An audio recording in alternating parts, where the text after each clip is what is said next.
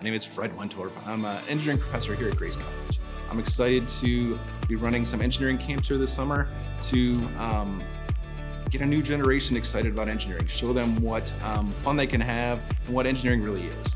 The summer camps that we're running currently, we get to understand 3D printing. So we will do some hands-on 3D printing and then actually do some 3D printing with some robotomats. We get to see industrial 3D printers and work with that group to print out cars that we're going to race. We also get to learn computer-aided designs, the idea of how are we actually going to make something. So again, something from your head to actually something real that you get to race. So we get to teach you that as well, and you get to experience that. And this is not specifically for people that enjoy math or think they're going to be an engineer. This is just somebody that wants to learn things, learn about new technologies, want to figure out how 3D printers work, understand how robotics works. We get to play with robotics as well.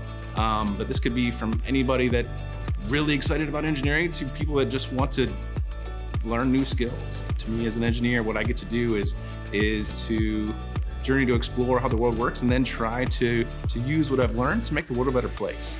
Engineering is not just a class, it's a passion. It is something that you get to solve problems, learn things, break things.